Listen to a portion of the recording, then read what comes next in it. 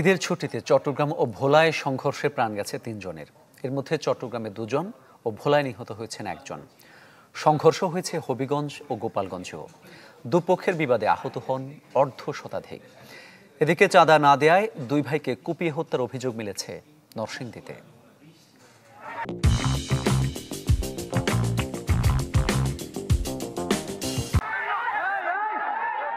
তুচ্ছ ঘটনায় রণক্ষেত্র হবিগঞ্জের লাখাই উপজেলার তেঘরিয়া পূর্বগ্রাম।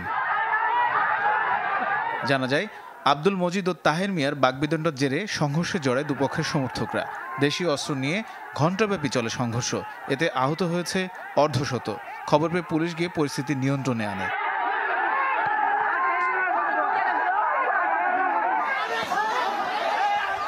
গোপালগঞ্জের কোটালীপাড়ায় ধানের জমিতে মাছের ঘের করা নিয়ে দুপক্ষের সংঘর্ষে আহত হয়েছেন অন্তত 25 জন। গুরুতর 3 জনকে ঢাকায় পাঠানো হয়েছে। এছাড়াও টুঙ্গিপাড়ার সরাইডাঙ্গা গ্রামে মসজিদের জায়গায় রাস্তা করা নিয়ে সংঘর্ষে আহত হয়েছেন অন্তত 15 জন।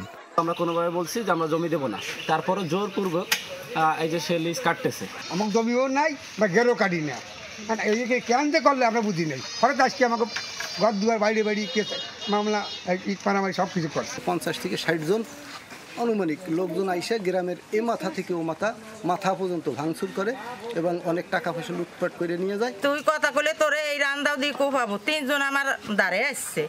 হাসামি ভয়তে আস্তে আস্তে পশ্চিম দিক সরগে ওদিক যেয়ে দৌড় দিচ্ছি। চট্টগ্রাম নগরীর উত্তর কাট্টলি এলাকায় জমি নিয়ে বিরোধে দুপক্ষের মধ্যে সংঘর্ষ হয়। এতে গুরুতর আহত হন শ্যামল চৌধুরী নামে একজন। তাকে চট্টগ্রাম মেডিকেলে নেওয়া হলেও বাঁচানো যায়নি।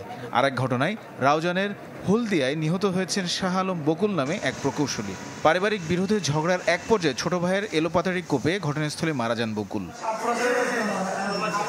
এদিকে নরসিংদীর পলাশে চাঁদা না দেয় 2 ভাইকে কুপিয়ে হত্যার অভিযোগ উঠেছে। বাঁচাতে গিয়ে জখম হয়েছেন মা ও বাবা। যদিও পুলিশের দাবি, চোর সন্দেহে গণপিটুনিতে মারা গেছেন তারা। এই ঘটনায় আটক করা হয়েছে 3 জনকে। তানিম রহমান, চ্যানেল 24।